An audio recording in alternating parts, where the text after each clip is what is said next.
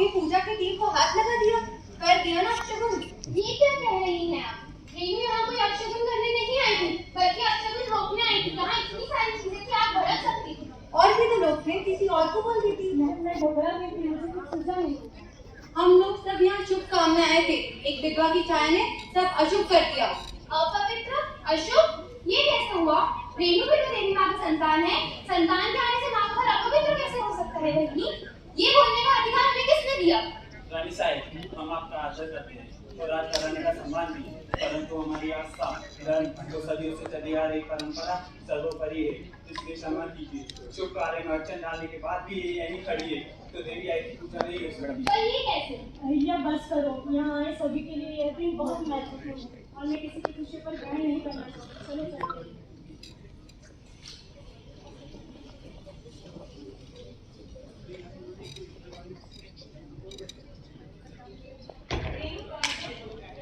फूल तोड़ने जाती है। आप रो रही हैं? नहीं, वो आपको भूल कर गई। बस कीजिए, मुझे अहिल्या ने सब बता दिया। एक तो बहनी आपके लिए सबसे बीच में लड़ी और आपने मैं रोक दिया, क्यों? क्योंकि अहिल्या कई बार मेरे कारण मुसीबत में गई। मैं तो सिर्फ मेरी सहेली ने मालवा की रानी थी है और लोग तो विधवाओं के साथ ऐसा ही व्यवहार है। इसमें क्या ही बहस? गलत कह रही हैं आप, मैं नहीं मानता ये। अहिल्या बहनी रानी होने की वजह से अपने परिवार और मर्यादा की कोई और मर्यादा की इज्जत रखती है, इसलिए कुछ कह नहीं पाती। मगर मैं तो एक सिपाही हूँ, हर किसी को अच्छा जवाब दे सकता हूँ। इतनी गिरी हुई सोच आज अब के लोगों की, मैं नहीं मानता ये सब। अगर आपको कोई कुछ भी कहे तो आप मेरे पास आइएगा, मैं उन्हें अच्छा सबक सिखाऊँ। रेनू फूल तोड़कर अहिल्या के पास जाती है। अरे रेनू, तुम फूल ले आए? इसकी माला बनाने में देवी आई की पूजा की। हाँ, वैसे छोटे से पिताजी कैसे हैं? ठीक है, पर मुझे उनसे शिकायत है। क्या शिकायत?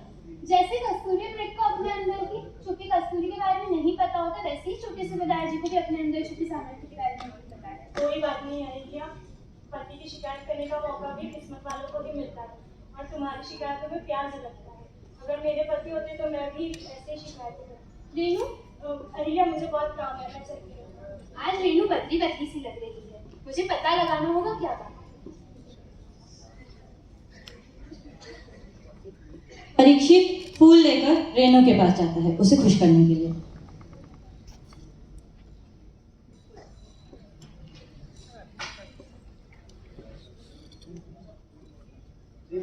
ये तो तुम्हें पसंद आए? हाँ, बहुत अच्छे। अच्छा, तो मैं चलता हूँ। मुझे अपनी शस्त्रशाला जाकर अपनी तलवारबाजी का अभ्यास है। अरे रेनू, अच्छा ये बताओ तुम्हें परीक्षित साहू जी कैसे लगते हैं? अच्छे स्वभाव के हैं, वीर पराक्रमी भी है और बहुत बहादुर है। मेरे अच्छे मित्र हैं, मैं उनसे कुछ भी बात करूँ। रेनू, क्या तुम्हारे मन में परीक्षित साहू जी का कुछ है? नहीं,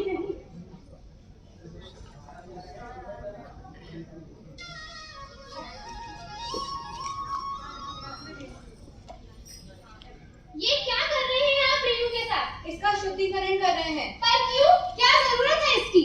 आज एक गैर मर्द के सामने इसका सर का पल्लू गिर गया और सबने इसे इस हालत में देख लिया।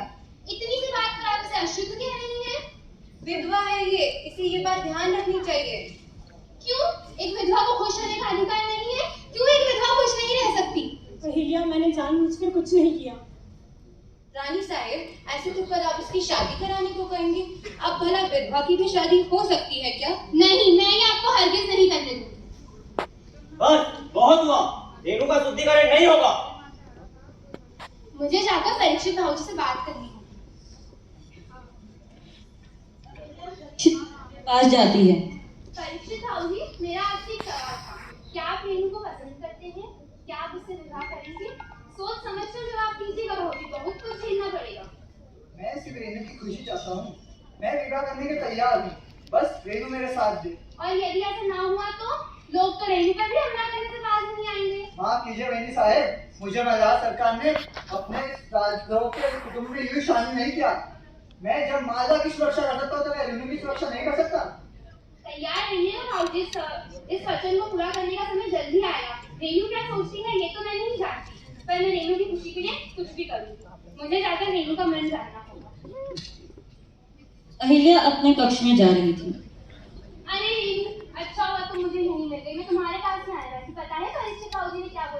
वे तुमसे प्रेम करते हैं, वे तुमसे विवाह करना चाहते हैं। अहिल्या बस करो, तुम बचपन में भी मेरी शादी से पीछे लग चुकी थी। उस समय तो बचपना समझकर टाल दिया था, अब नहीं डालेंगे और ना माफ करेंगे हम। पर रेनू, मैंने परीक्षित भाजी का मन तोड़ दिया है। उनका प्रेम सत्य और पवित्र है, वे तुम्हें बहुत खुश रखेंगे। अहिल्या, मैं बहुत खुश हूँ तुम्हारे लिए रेनू।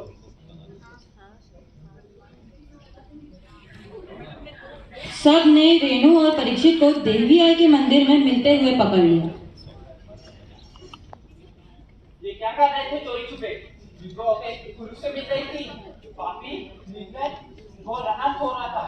जिन्हें कठोर से कठोर दंड दीजिए, मार डालेंगे उनको। रुक जाइए। दूर हटिए इससे। कलंकी नहीं है, दुष्चरित्र है। पत्थरों की बौछार के सिमरन बिगड़ देना इसे। इन्होंने कोई पाप नहीं किया है, प्रेम किया है। बस बहुत होगा। रणपीठ का आचार्य होने के नाते मैं आपको समझा रहा हूँ। हट जाइए हमारे रास्ते से। अगर इन्होंने कोई पाप किया भी है तो उसका दंड राज दरबार देगी, आप नहीं।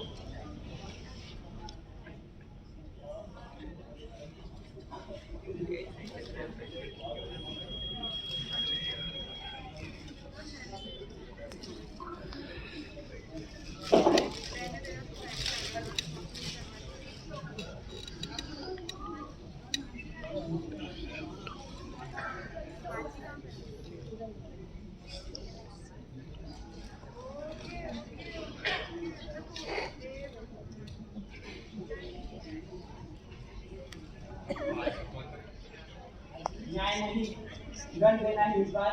इन दोनों ने बहुत बड़ा पाप किया है जो क्षमा करने योग्य नहीं है। छोटी रानी पधार रही है। आज मैं मालवा की रानी बनकर नहीं, प्रजा बनकर अपनी सती रेणु और परीक्षित भाजी के प्रेम विवाह के संदर्भ में आज्ञा मांगने आई हूँ सरकार। बस बस, पहले एक विधवा का प्रेम और अब पुनर्विवाह जैसे शब्दों का सामने पढ़ना भी हमारे लिए अपशगुन है। एक स्त्री ने हमेशा सबकी सेवा करी है।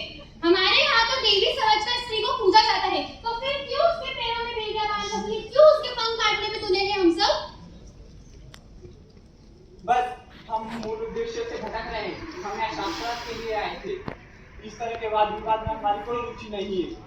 छोटी रानी से आग्रह है कि वो कृपया कर शास्त्रार्थ के तहत ही अपने बात रखे। अहिल्या, तुम्हारे पास आचार्य जी की बात का क्या उत्तर है? अगर स्मृति के आधार पर ही बात करनी है तो सुनिए। महानिर्वाण तंत्र के अनुसार पति की मृत्यु के बाद पत्नी का सती होना गलत है। नारद स्मृति में लिखा है कि पति की मौत, उसका तपस्वी होना या पत्नी के योग्य न होने पर एक पत्नी को दूसरा विवाह करने का अधिकार है।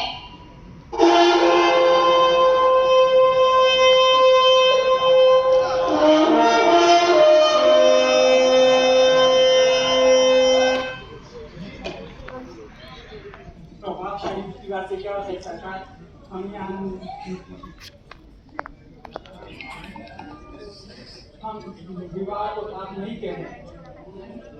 अहिल्या ने इस प्रभावशाली ढंग से तर्क दिए हैं, अब तक हैरान है।